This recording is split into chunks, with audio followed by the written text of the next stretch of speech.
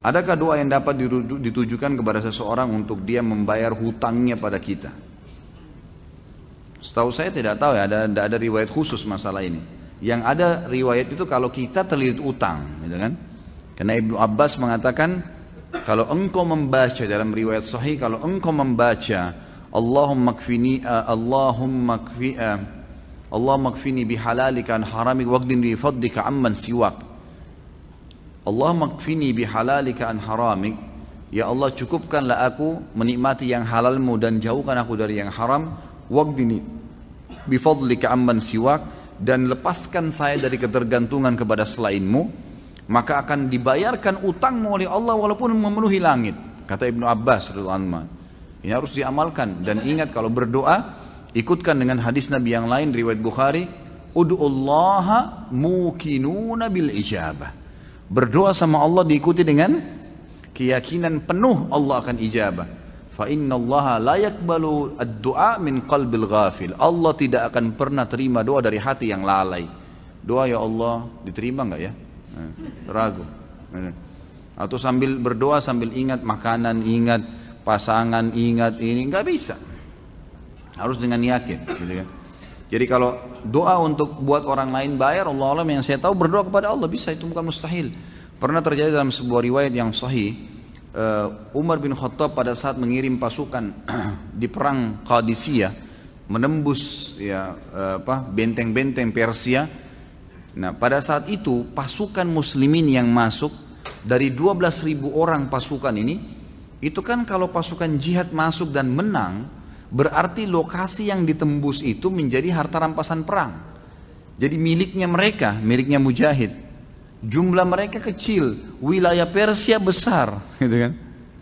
Ini kalau dibagi ini luar biasa gitu. Maka waktu itu mereka sudah mau bagi. Tapi sebelumnya minta saran Umar bin Khattab. Umar berpikir untuk apa? Mujahid ini nggak butuh sebanyak ini.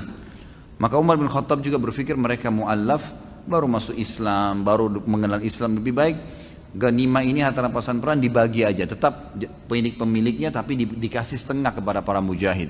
Waktu itu Bilal radhiyallahu anhu sahabat Nabi yang lain menolak. Waktu Umar bin Khattab kasih keputusan, kata Bilal, ya Amir Mukminin, jelas hukum agama kita, gitu kan? Ini dibagi untuk mujahidin.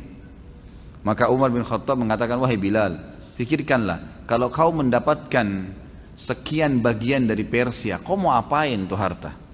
Banyak sekali, gitu kan? Dan mereka itu orang-orang yang baru masuk Islam. Lebih baik kamu berbagi dengan dia sambil kamu ajarkan Islam. Ini pendapat Umar. Tapi Bilal tetap ngotot, nggak mau. Kata Umar, saya pun meminta tolong kepada Allah agar melunakkan hati Bilal melalui doa malam saya. Maka Umar bin Khattab sujud berdoa kepada Allah di salat malam. Ya Allah, lunakkanlah hati Bilal. Ya Allah, lunakkan, terus begitu. Kata Umar radhiyallahu anhu, pas tiba habis sholat subuh, Bilal datang kepada saya mengatakan, saya ridho kepada hukummu hai Amir Mukminin, gitu kan? Jadi bukan mustahil berdoa, doakan. Ya Allah, lunakkan hatinya supaya dia bisa membayar utangnya, gitu kan? Sambil tentu kita muhasabah teman-teman sekalian. Jadi kadang-kadang kita juga ini terlalu banyak, terlalu pintar menyalahkan orang, tidak bermuhasabah. Apa yang terjadi, sesuatu yang terjadi pada kita, yang paling pertama hisab diri kita dulu. Ada masalah apa saya ini? Jangan sampai orang ini gunjing karena saya pernah gunjing orang. Jangan sampai utang ini mungkin saya pernah utang sama orang, saya nggak bayar. Jadi kita muhasabah dulu. Kalau kita sudah tidak temukan variabel kesalahan kita, nah baru gitu. Baru kita mungkin ini cobaan murni, bukan karena kesalahan saya. Tapi kalau kita memang dasarnya ada kesalahan dulu, mintalah kepada Allah mudah-mudahan jadi pengampunan dosa gitu.